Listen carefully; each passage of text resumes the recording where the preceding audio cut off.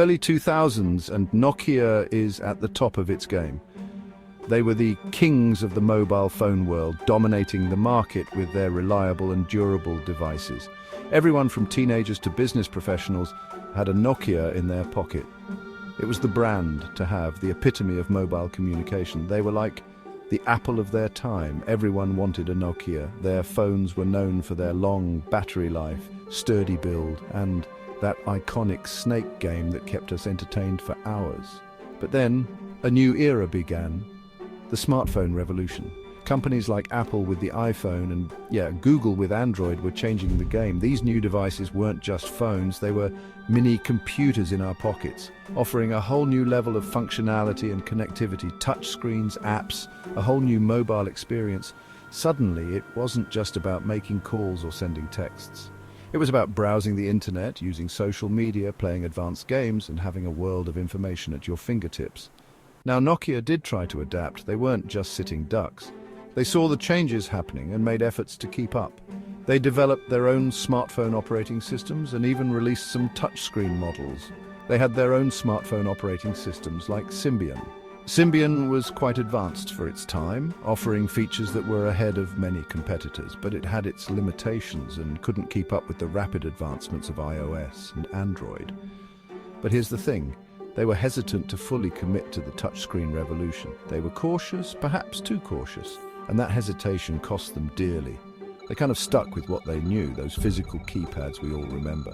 While other companies were pushing the boundaries with full touchscreens, Nokia was still holding on to their traditional designs. And their software? Well, it wasn't as intuitive or user-friendly as iOS or Android. Users found it clunky and difficult to navigate compared to the smooth, seamless experience offered by the new smartphones. Think about it back then. Using a Nokia phone was all about durability, battery life that seemed like an eternity, and that iconic snake game. These were the features that made Nokia phones beloved by millions, but the smartphone game was different. It was no longer just about having a reliable phone, it was about having a device that could do it all. It was about apps, a connected experience, and a sleek, modern interface. People wanted more than just a phone. They wanted a device that could enhance their lives in countless ways. Nokia, they were a little slow to catch on to that shift. They underestimated how quickly the market would change and how much people would embrace these new technologies. They underestimated the power of a full touchscreen experience and how much people would embrace apps. In the end, their reluctance to fully embrace the smartphone revolution led to their decline, as other companies surged ahead in the new mobile era. Okay, fast forward to 2011, Nokia makes a big move, a really big move. They team up with Microsoft. The idea? To create a smartphone powerhouse using Microsoft's Windows Phone operating system. On paper, it might have sounded like a good plan. Microsoft had the software chops and Nokia had the hardware experience, but there were some serious challenges. First off, Windows Phone, it was the underdog in the smartphone OS race. It was up against Android and iOS, which were already way ahead in terms of apps and popularity. Developers weren't exactly rushing to build apps for Windows Phone, and that lack of app support made it a tough sell for consumers. Then, there was the issue of brand identity. Nokia, they were known for their own unique style, remember? But by partnering with Microsoft, they kind of lost some of that individuality. They became associated with Windows Phone, which, let's be real, wasn't exactly known for its cutting-edge design or user experience at the time. This partnership, it was a gamble, and unfortunately for Nokia, it didn't pay off. They were banking on Windows Phone to be a hit, but it just couldn't gain traction against the Android and iOS juggernauts. The partnership was announced with much fanfare, promising a new era of innovation. Nokia had a rich history of creating iconic phones, from the indestructible 3310 to the sleek N95. Microsoft, on the other hand, was determined to break into the mobile market, leveraging its vast resources and expertise. But the mobile landscape was rapidly evolving, with apps becoming the new battleground. Android and iOS had already established a stronghold, attracting developers and users alike. Windows Phone's limited app ecosystem was a significant drawback, frustrating users who were accustomed to a wide variety of apps. Despite aggressive marketing campaigns and promotional efforts, the partnership struggled to gain momentum. consumers were hesitant to switch from their familiar Android and iOS devices to a relatively unproven platform. Internally, there were disagreements and strategic misalignments, further complicating the partnership. In the end, the collaboration between Nokia and Microsoft serves as a cautionary tale.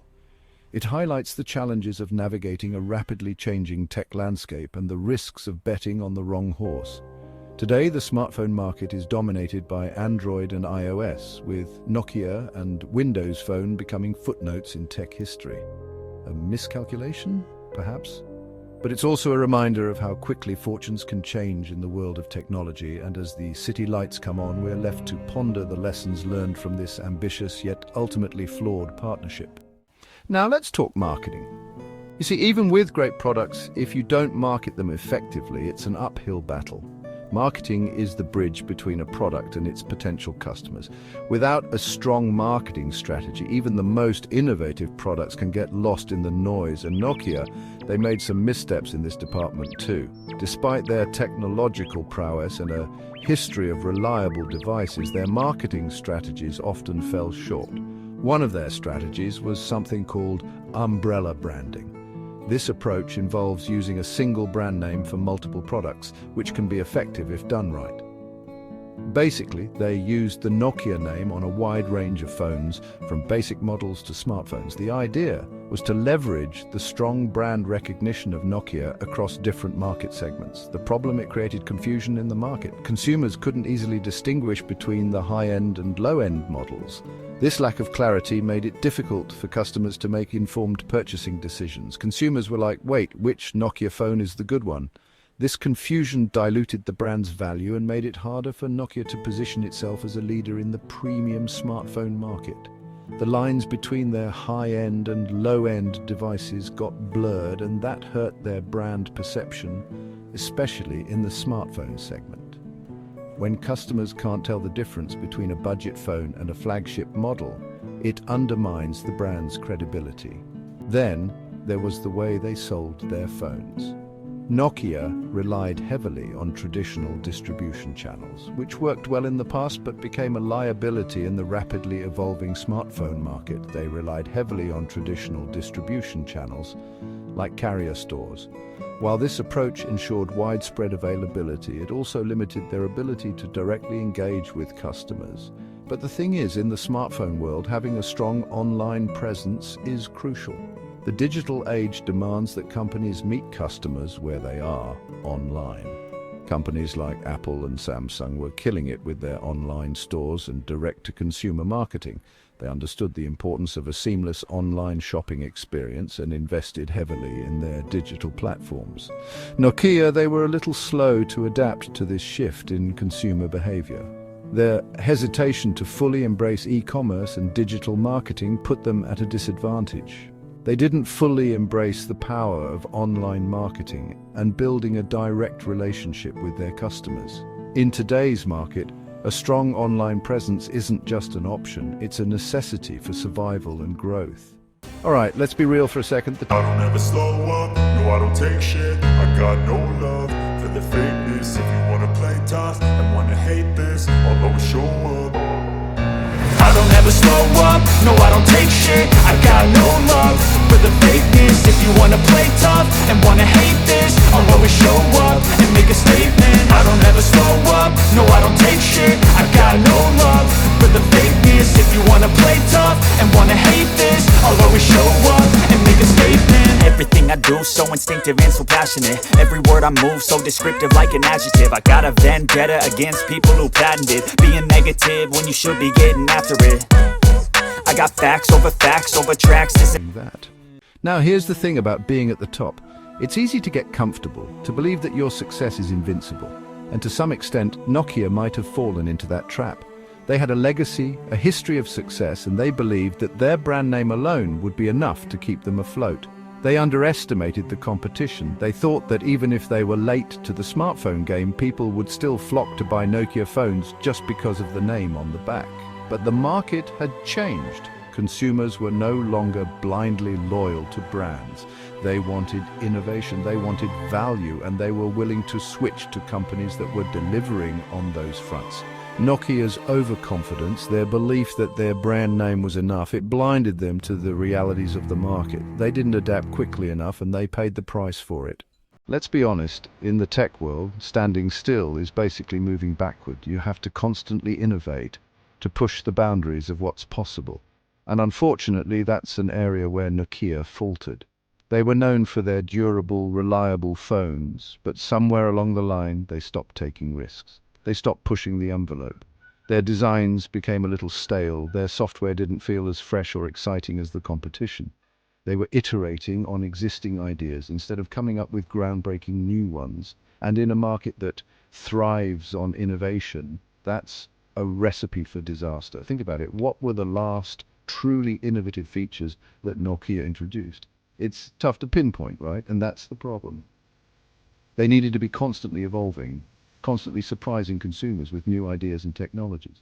So there you have it, the story of Nokia's fall from grace. It's a tale of missed opportunities, strategic blunders, and the challenges of adapting to a rapidly changing market. But it's also a story that holds valuable lessons for any company, big or small. Nokia's decline highlights the importance of staying agile, of embracing change, and of never underestimating the competition. It's a reminder that no matter how big or successful you are, you can't afford to rest on your laurels. The tech world is constantly evolving, and to survive, you need to evolve with it.